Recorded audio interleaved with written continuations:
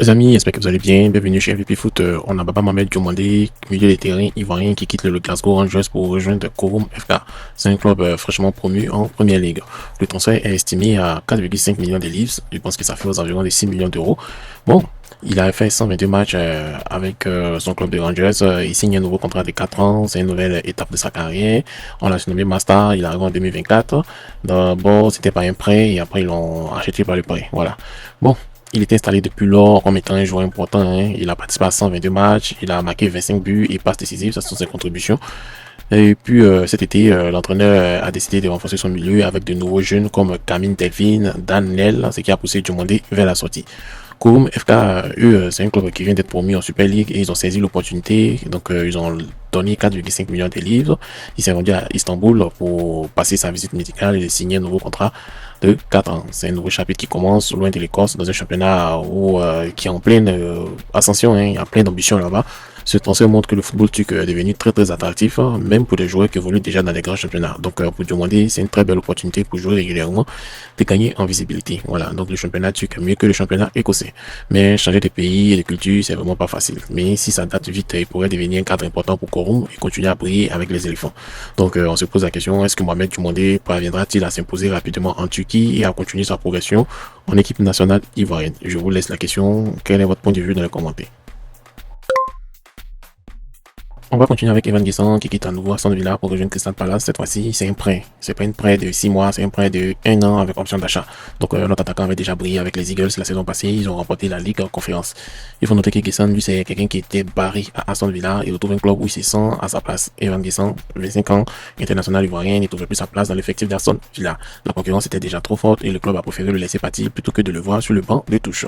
Crystal Palace, quant à eux, ils avaient déjà prêté en janvier et bon, ils l'ont laissé partir et maintenant, les gars ont rapidement demandé à le récupérer. Ce n'est pas un choix par hasard. Lors de son passage, il avait inscrit 2 buts en 14 matchs. Surtout, il a aidé les Eagles à remporter la Ligue et Europa Conférence. Donc, c'est un trophée historique pour le club. Cette fois-ci, la quoi est différent. Il s'agit d'un prêt d'une saison entière avec une option d'achat à la clé. Cela veut dire que Guessant va continuer à jouer. Il pourra se racheter définitivement en jouant bien et puis vont l'acheter. Voilà, donc pour lui, c'est une occasion de s'installer durablement dans un club qui croit en son talent et c'est une bonne nouvelle pour Guessant et pour le football ivoirien.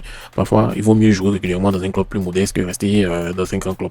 Que ça Palace va lui offrir le temps de jeu et de la confiance. Donc, c'est deux choses essentielles pour progresser. Si l'option d'achat se concrétise, ça serait même une belle histoire. Un joueur qui retrouve sa maison après avoir prouvé sa valeur. Donc, on espère qu'il pourra rapidement bon, marquer les buts. Tout ce qu'on demande à Guessant, c'est qu'il marque les buts. C'est un attaquant. On va être vraiment exigeant avec les attaquants cette saison. Il faut qu'il marque les buts. Donc, on attend minimum 15 buts avec Evan Guessant. On va continuer avec Parfait Gargon qui n'a pas participé aux entraînements avec son équipe hier et aujourd'hui. L'ailier de 25 ans sera actuellement sous certificat médical. Ça veut dire quoi? Ça veut dire qu'il est malade, donc son médecin a donné quelques jours de repos. Bon, on sait aussi qu'il souhaite toujours quitter le club, hein. Donc on ne sait pas si dimanche, le match contre l'Omen, il va être présent. Donc sa présence est incertaine. Bon, sur le plan sportif, son absence aux entraînements pose aussi une question importante. Pourra-t-il jouer dimanche? C'est comme je l'ai dit tout à l'heure, sa présence est incertaine. Donc rien n'est encore définitif parce qu'il reste plusieurs jours avant le match. Si Gargon retrouve rapidement le groupe, il pourrait être encore disponible pour cette rencontre. Dans le cas contraire, son absence pourrait être un nouveau signe que sa situation dans le club, ça devient compliqué. Donc il faudra attendre les prochaines séances avant d'en tirer des conclusions définitives. Selon moi, il faut surtout éviter de tirer des conclusions trop rapidement. Il faut attendre pour voir est-ce qu'il est réellement malade. Est-ce que c'est une pression? On va voir. Le fait que Gargon soit sous certificat médical, ça ne signifie pas automatiquement qu'il refuse de jouer, qu'il veut créer un problème avec son club. Son envie de partir rend forcément la situation un peu sensible parce qu'on s'est dit, les gars, il a envie de partir et puis 2 jours là, il tombe malade. Est-ce que c'est pas bizarre? Donc c'est un peu ça. Donc le club doit gérer cette situation avec beaucoup de calme et de professionnalisme. De son côté, Gargon doit également rester concentré sur son travail, respecter ses obligations et ça. Donc je vous pose la question, est-ce qu'il pourra retrouver rapidement le groupe ou bien son avenir au club reste incertain? On sait tout ce qu'il allait. Il avait des touches aux États-Unis et en Arabie Saoudite. Donc que pensez-vous de cela? On a le Slovian Bratislava qui est entraîné par Yaya Touré qui s'est qualifié pour le dernier tour de barrage de la Ligue des Champions après une victoire 2-0 contre Miaș-Blie. 4-1, ça fait l'ensemble des 2 matchs. Prochain adversaire, c'est le Celje, c'est le champion de la Slovénie. En tout cas, l'aventure européenne continue hein, pour notre tacticien ivoirien depuis qu'il a pris les commandes du Slovian Bratislava. On va se blesser avec la perestroïka. Bon, au total, ils ont gagné 4-1, c'est un résultat, ce n'est pas un hasard depuis son arrivée. Il a gagné 5 matchs, 6 matchs. Il a fait un seul nul, il n'a pas encore perdu. C'est vraiment un bilan impressionnant pour un entraîneur qui débute tout juste sa carrière sur le banc après avoir eu une immense carrière. Vous avez vu, un entraîneur africain, regardez où il allait s'expatrier pour avoir au moins une place de titulaire. Sinon, la majorité des entraîneurs africains, des joueurs qui veulent entraîner en Europe, sont la plupart des adjoints. Voilà, on sait tous que il faut commencer en étant adjoint et puis grandir, mais c'est vraiment difficile pour un Africain. On a fait une vidéo sur ça pour expliquer, donc vous pouvez voir. Donc maintenant, le Slovène doit franchir la dernière étape, c'est-à-dire le tour des barrages. Donc s'ils ont battu le champion de la Slovénie, ils pourront jouer les phases de groupe. Il reste une double confrontation décisive et c'est tout. Donc Yaya Touré, actuellement, il est en train de prouver qu'il peut réussir aussi bien qu'en étant entraîneur comme joueur. Donc s'il travaille sérieusement, pourquoi pas, on ne sait jamais.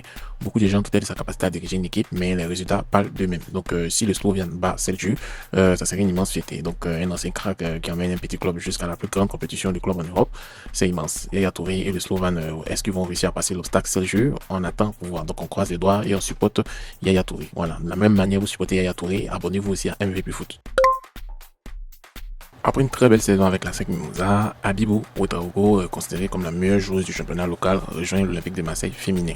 Il faut noter que ce transfert représente une étape de sa carrière et une fierté pour le football féminin qui voit l'une de ses joueuses, l'une de ses meilleures joueuses, s'exporter en Europe. Donc elle va découvrir un nouveau championnat, un nouvel environnement. Ce transfert est très important. Et bon, on voit aussi que le football local est en train de se développer. Hein. Donc son départ, c'est également une bonne nouvelle pour le football féminin.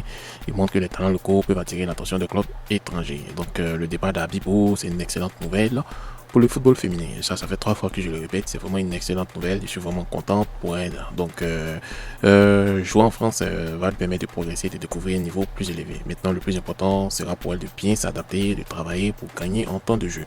Son parcours peut aussi montrer aux jeunes filles qu'il est encore possible de partir du championnat local et de réussir à l'étranger.